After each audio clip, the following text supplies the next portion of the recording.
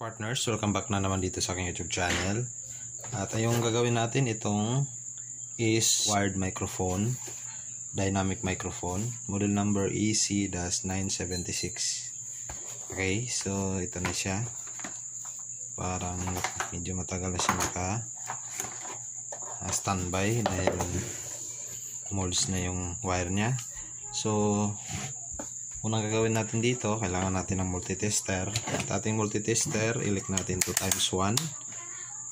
Set natin sa ×1 for resistance mode. Tapos short natin. Okay, so kailangan natin dito sa ating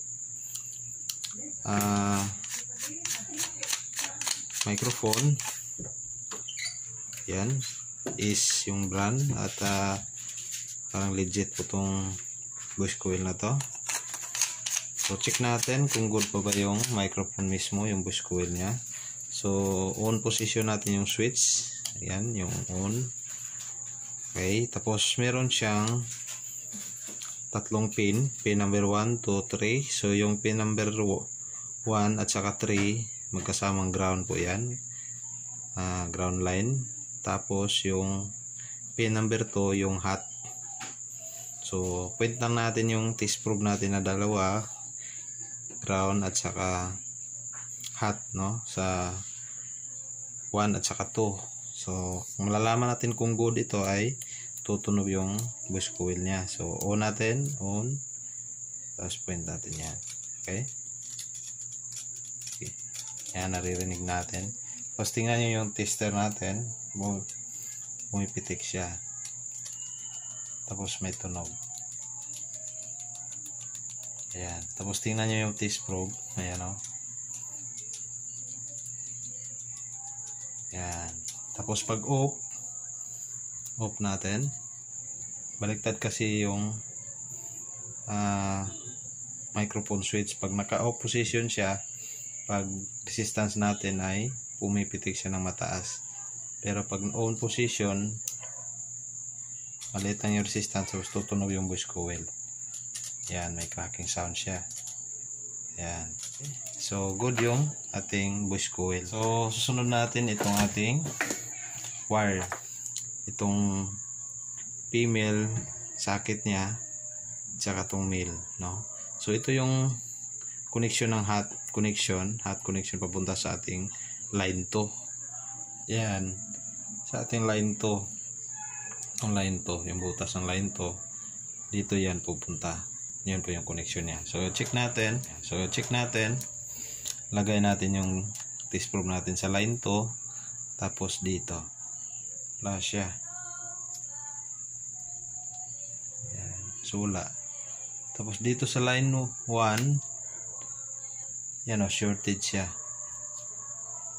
Line 1. Meron siyang reading. May resistance siya. Tapos dito sa hot, gumagana siya. So ibig sabihin may shortage siya.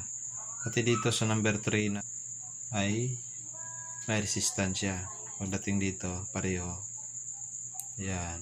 Then, so may resistance siya. Line 2 wala siya. Ayan o. Yan po yung line 2. Kita nyo ito. Yun yung line. So dito sa ground meron siya. Shorted po itong wire natin. So buksan natin. Yan po yung nangyayari sa kanyang wire. Putol na yung hot na linya niya. Ito. Putol na siya. Natitira yung ground. Ito. Yan yung ground. Cut natin yan. Yan. Ito yung number 3. Ito yung number 1. Okay? So ito yung number 2. Yan yung sa hot natin. Kumbaga positive line. Ito yung ground. Kadugtong siya. 3, 1 papunta dito sa ground. Isang linya lang yan. Tapos itong hot, ito yung dudugtong natin dito. Yung sa number 2. Ito yung number 2. So itong ground dito natin kakabit, papunta na yan sa line na number 1 at saka 3. Okay? So, ayusin lang natin to. Cut lang natin hanggang dito. Tapos, ayan. Para may ayos natin ang linya na ito. Para gagana na siya ng maayos. Okay? Ayan. Ayan o.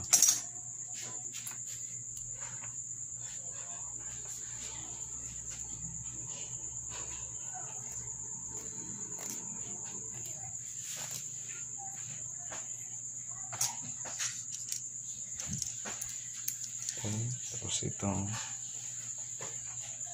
top. Ayan. So yan na. Hinangin lang natin. Para hindi siya gagalaw. Ayan. Yan lang. Tapos kailangan natin ng soldering iron at saka lead.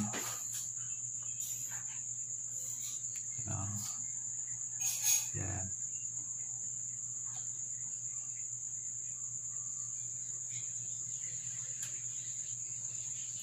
Yan.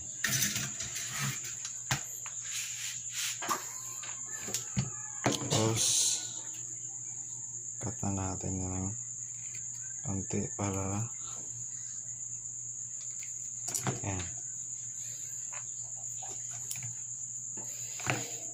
Ganayin lang natin para hindi na siya magulo yung strands. Katapos natin na i-cut ito, resistance muna natin, balik. Itong may connection ba itong hot at saka ito. Yan, okay. So, gumagana siya. Itong hot, itong line na hot. Ito yung connection. Okay, ito. So, tapos yung ground. Yan yung ground. So, ito. Okay, so ayos na yan. So, ito yung clamp niya. Dapat maka-clamp siya ng maayos para hindi siya gagalap eh.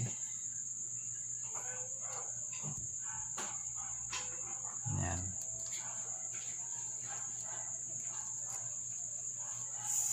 Ayan. Tapos hinang natin. So, ito yung line 2.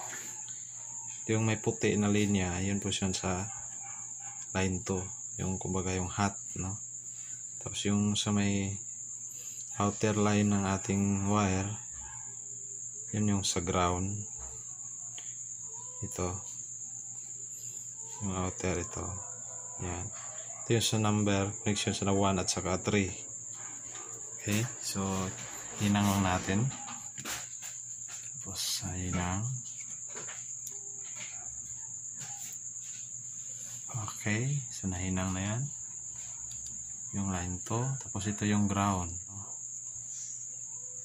Yan. Okay, yung ground ito 1 at saka 3. Itong may puti na linya, yung inner wire, yun po yung line 2. Okay, so katapos ayusin lang natin dito pag higpit yung clamp niya dito para na hindi iikot sa tuwing gagamitin na siya. Yan. Yan, hindi na siya maikot. Okay, nakaklamp na siya ng maayos. Yan.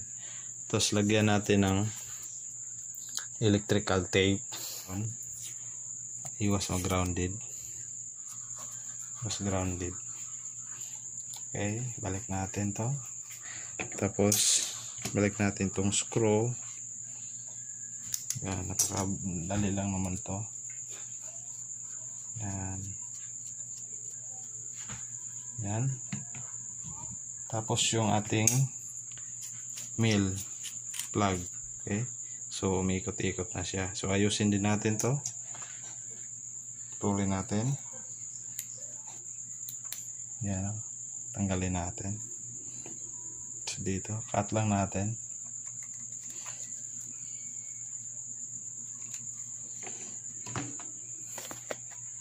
Clamp natin dito ng ayos. Okay.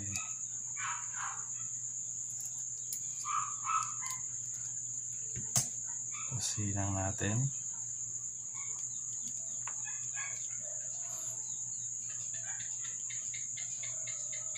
Yan.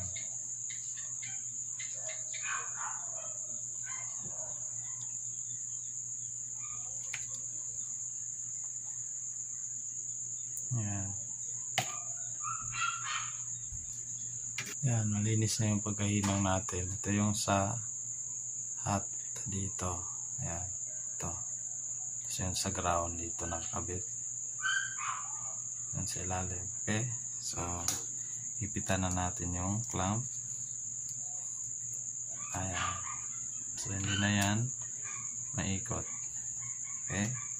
So, pareho din. Wala tayong makitang insulator dito. So, lagyan natin ng electrical tape. Magka-grounded yan.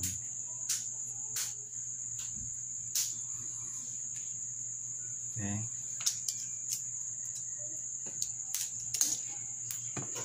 So, balik na natin. Okay. Tapos,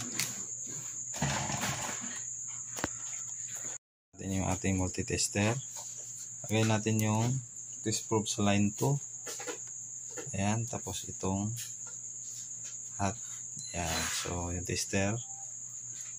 Ayan. So, gumagana na siya. Ito sa line 1. Ayan. Sa ground. Okay. So, pipitik siya. Line 3. Ground pa rin yan. Ayan, okay. So, balik natin yung ating kabit natin yung ating microphone. Okay. Tapos, on natin. Ayan. Tapos, dito na tayo mag-check. Ayan. Ground. Ayan. Tapos, dito. Ayan. Tingnan natin yung ating tester. Tapos, tutunog yan. Okay. So, sa opposition siya ay mataas yung resistance.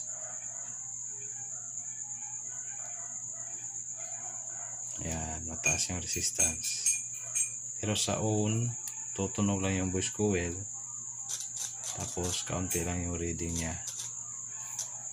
Okay. So, ibig sabihin, maayos na yung ating ACE na dynamic microphone.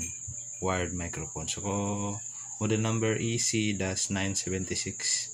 So, kapartners, dito nagtatapos yung ating basic repair tutorial. So, napakasimpleng gawin lang po yung ganitong mga trouble. Hindi gumagana ng microphone. Napakasimple lang po kung mga problema, wire lang po.